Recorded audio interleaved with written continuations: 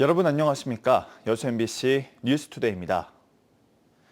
청년들의 수도권 이동과 소득 변화에 대한 국가 통계가 최근 발표됐습니다.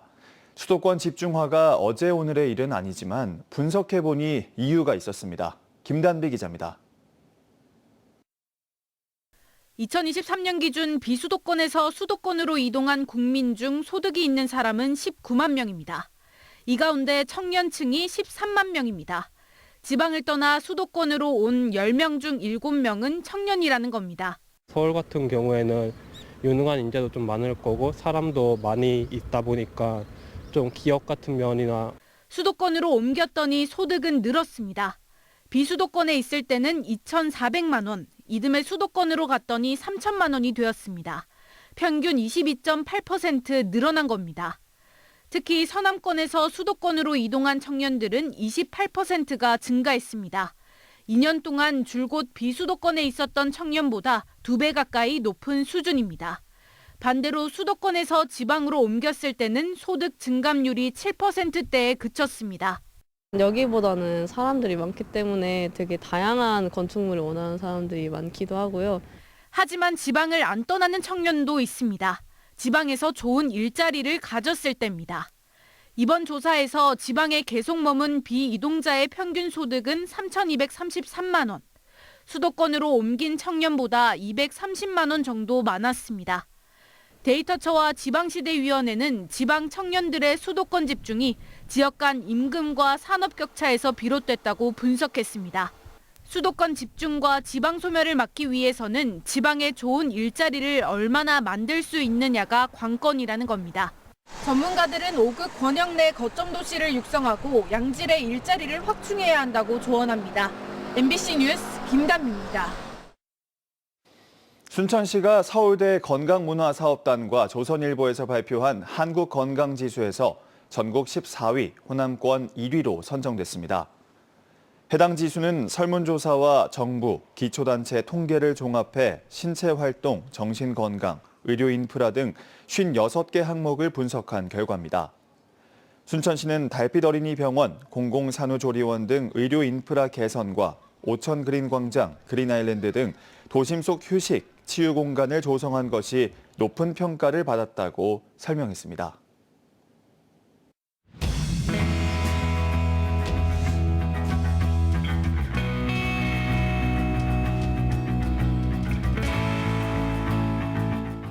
광양시 대학생 생활비 장학금 지원 사업과 관련해 시행을 두고 시 집행부와 의회 간 첨예한 입장 차이를 보이고 있는데요. 이 사업이 광양시 의회 문턱을 넘어 전국 시 단위 지자체 가운데 처음으로 내년부터 시행 가능할 것으로 보입니다. 김주희 기자입니다. 광양시는 지난해 지역의 모든 대학생들에게 장학금을 지원하는 통큰 복지 시책을 제시했습니다. 지원 금액도 1인당 연간 최대 350만 원에 이릅니다. 하지만 이 사업은 두 차례나 의회의 문턱을 넘지 못하고 좌절됐습니다. 대학 미진학 학생들과의 형평성 문제와 연간 100억여 원에 이르는 예산 부담 등이 이유였습니다. 광양시는 이에 따라 거주기간과 소득 구간에 따라 차등 지급하고 예산도 축소 변경하는 수정안을 마련해 의회에 상정했습니다. 광양시의회 총무위는 수기 끝에 앞서 임시회에서 보류했던 대학생 생활비 장학금 예산 출연 동의안을 수정 의결했습니다. 내년 1차 년도 예산은 22억 7,600여만 원입니다. 의회는 예결위 예산 심의를 거쳐 오는 19일 본회의에서 관련 안건을 최종 의결할 계획입니다. 시 집행부와 소통을 통한 사전 조정도 이루어진 만큼 이번에는 무난히 의회 문턱을 넘을 수 있을 전망입니다. 이제 큰 틀에서 교육, 적어도 형편상 교육을 받지 못하는 그런 일은 없어야 되지 않겠냐. 이게 크게 두고 광양시에서는 재정의 우선순위를 교육직에 뒀다고 볼 수 있습니다. 광양시는 전국 시 단위 자치단체 가운데 처음으로 도입돼 보편적 복지를 확대하는 핵심 사업인 만큼 크게 반기고 있습니다. 저희 시는 전국 10단위 지자체 가운데 최초로 대학생 생활비 장학금 제도를 시행할 수 있을 것으로 생각됩니다. 이 사업이 마중물 역할을 해서 간양의 인구 유입과 출산율 제고에 크게 기여할 수 있을 것으로 생각하고 있습니다.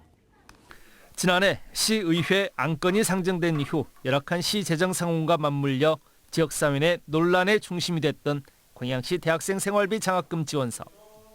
적자는 우여곡절을 거친 만큼 지역의 인구 늘리기 정책의 성과를 키워낼 마중물 역할을 할 수 있을지 관심이 집중되고 있습니다. MBC 뉴스 김주입니다. 더불어민주당 소속 전남 국회의원 10명이 국립순천대학교와 목포대 통합교명으로 국립김대중대학교를 제안했습니다. 의원들은 어제 국회 소통관에서 기자회견을 열고 국립김대중대학교는 전남의 자부심, 대한민국의 품격, 미래 세대를 위한 이름이라고 밝혔습니다. 이어 전남의 역사적 정체성, 대학의 국제적 경쟁력, 전남 전체를 아우르는 통합의 의미 등을 고려했다고 강조했습니다. 다만 의원들은 어디까지나 공식 절차 속에서 충분히 검토되길 바란다는 공적 의견의 제시라며 양 대학 구성원의 판단과 교육부 심의를 존중한다고 덧붙였습니다. 여수 지역의 이주 배경 아동을 위한 대안학교 설립이 가시화되고 있습니다. 최근 초록우산 전남본부는 강원도 홍천의 다문화 학생들을 위한 대안학교인 해밀학교와 업무 협약을 맺고 여수 지역에 적합한 교육 모델 발굴, 교육 프로그램 협력, 대안학교 설립을 위한 전문성 강화 등에 협력하기로 했습니다. 해밀학교는 가수 인순이 씨가 설립했고 이번 협약은 여수 지역에 증가하는 다문화 가정을 위한 아동 전문 교육기관이 필요하다는 현장의 요구를 토대로 마련됐습니다. 한국에너지공대 총장 자리가 2년 가까이 공석입니다.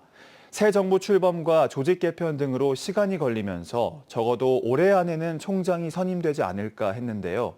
총장 직무대행 체제는 당분간 유지될 것으로 보입니다. 김초롱 기자입니다. 개교 4년 차로 내년 2월이면 첫 졸업생을 배출하게 되는 한국에너지공과대학교. 에너지 분야에서 세계적 인재를 키운다는 목표로 각종 연구 실적을 내고 있지만 총장 자리는 여전히 비어 있습니다. 지난 정부의 예산 삭감과 감사원 감사 등 난관이 계속된 이후 초대 총장이 자리에서 물러난 지 2년이 다 돼가는 겁니다. 이 때문에 중장기적 전략 수립과 적극적인 예산 확보 등 학교 운영은 쉽지 않은 현실입니다. 당장 오는 18일로 예정된 에너지공대 이사회에도 총장 선임안이 상정될 가능성은 낮습니다. 관계자들과 지역 정치권은 당분간 총장 직무대행 체제가 유지될 것으로 보고 있습니다. 에너지 업무가 기후에너지 환경부로 이관된 이후에도 아직까지 산하기관 등 내부 인사가 마무리되지 않았기 때문입니다. 또 현재 후보 3명이 올라 있지만 선임이 늦어질 경우 후보 선정부터 다시 시작할 가능성도 제기됩니다. 이 때문에 정부가 지역대학에 소홀한 것 아니냐는 여론까지 생기고 있습니다. 나주에 인공태양 연구시설과 에너지 국가산단이 들어설 예정인 만큼 핵심 연구기관인 에너지공대의 안정적인 운영이 시급하기 때문입니다. 이 에너지공대 총장이라는 자리가 단순히 학교의 수장이 아니라 에너지 신산업을 추구하고 있는 전남 에너지 산업의 전략적 파트너가 할 수 있는 것이거든요. 최근에야 기후에너지 환경부 산하기관장이 대거 교체될 거란 분위기가 감도는 것으로 전해집니다. 이번 정부에서 대학 예산이 복원됐고 에너지공대를 중심으로 490억 원 규모의 에너지 스타트업 육성 사업 등이 추진되고 있어 신속함과 함께 전문성과 지역 이해를 갖춘 총장 인선이 무엇보다 요구됩니다. MBC 뉴스 김초롱입니다. 전남도 의회가 전국 최초로 청소년 문화거리 조성과 관련한 조례를 제정했습니다. 어제 본회의를 통과한 전라남도 청소년 문화거리 조성 및 육성 조례안은 청소년 주도 콘텐츠 개발과 축제 활성화, 문화시설 확충 등에 대한 내용을 담고 있습니다. 전남도 의회는 청소년 문화거리 조성으로 청소년 주도 축제와 공연이 정기 개최되면 숙박과 관광 등 연관 산업에도 효과가 있을 것으로 기대하고 있습니다. 지역 문화 콘텐츠 인재 양성을 위한 스튜디오 순천이 오는 26일까지 웹툰 애니메이션 스쿨 교육생을 모집합니다. 스튜디오 순천은 콘텐츠 전문 교육기관으로 지역에 정착한 콘텐츠 기업과 협력해 순천 산업 현장에 특화된 실무 중심 교육 과정을 제공합니다. 웹툰스쿨은 앵커 기업 캐나즈가 글로벌 웹툰 허브 센터에서 애니메이션은 순천 입주 기업들이 글로컬 애니메이션 문화 콘텐츠 캠퍼스에서 내년 1월부터 4월까지 교육을 진행합니다. 정규 교육 외에도 지역 기업 네트워킹, 현업 전문가 만남 등이 마련됐고 우수 교육생에게는 취업과 프로젝트 참여 기회가 우선 제공됩니다. 내년 개원을 앞두고 있는 고흥군립하늘공원 준공식이 어제 고흥읍 일원에서 열렸습니다. 198억 원의 예산을 들여 조성된 고흥군립하늘공원은 봉안당과 자연장지 등 18,400여 기를 수용할 수 있는 규모로 주차장을 비롯한 편의시설도 마련됐습니다.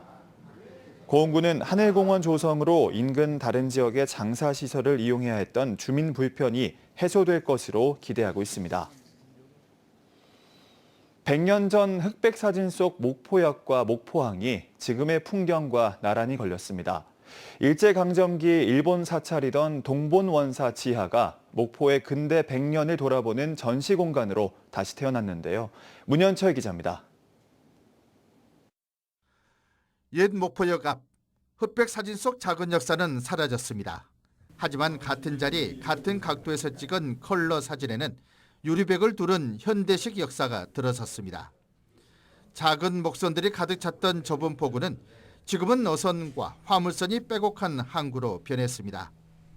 사막도에서 바라본 유달산과 목포항, 바쁜이었던 양을산과 용당동 일대. 한 세기 동안 상전 벽해란 말이 부족할 만큼 달라졌습니다. 우리나라 세 번째 해수욕장이었던 외달도와 유달 유원지의 사라진 바위 풍경 등은 개발 속에 잃어버린 옛 정치와 향수를 전하고 있습니다. 개항기와 현재의 목포를 한 장면 안에 담은 목포 100년의 걸음 사진전이 동본원사 지하 전시공간에서 열리고 있습니다. 100년 전 목포 일대를 찍은 사진을 따라 똑같은 위치에서 다시 촬영한 작품 17점, 10년 단위로 변해온 목포역의 모습이 나란히 걸려 있습니다. 전시 공간 자체도 목포 역사를 품은 건축 유산입니다. 1930년대 일본 사찰로 지어진 동본원사는 일본 목저금을 양식을 따르면서도 기둥과 벽을 목재 대신 목포에서 나는 응회암, 목포석으로 세운 독특한 건물입니다. 해방 이후에는 한국 사찰과 교회, 문화센터로 쓰이면서 철거 위기를 넘기고 원형을 지켜왔습니다. 특히 창고와 합창단 연습장 등으로 쓰였던 지하 공간은 천장과 기둥을 보수하면서 드러난 목포석의 거친 질감을 살려 사진과 공간이 함께 이야기를 들려주는 역사 갤러리로 재탄생했습니다. 예전에는 그냥 어두운 지하 창고 같은 곳이었는데요. 이제는 시민과 관광객이 편하게 내려와 옛 사진을 보며 우리 목포가 이렇게 변해왔구나 직접 느껴볼 수 있는 공간으로 만들었습니다. 잊어버린 지하 공간이 옛 목포를 기억하는 시민과 처음 목포를 찾는 관광객 모두에게 잊지 못할 추억과 감동을 안겨주고 있습니다. 앞으로 10년, 100년 뒤 도시가 어떤 모습일지 함께 그려보는 상상과 전망의 공간이 되고 있습니다. 특별한 공간에서 열리는 특별한 사진전, 목포 100년의 걸음은 내년 3월 말까지 계속됩니다. MBC 뉴스 문현철입니다. 여수시가 해양수산부가 주관한 복합해양레저관광도시 공모사업에 최종 선정됐습니다.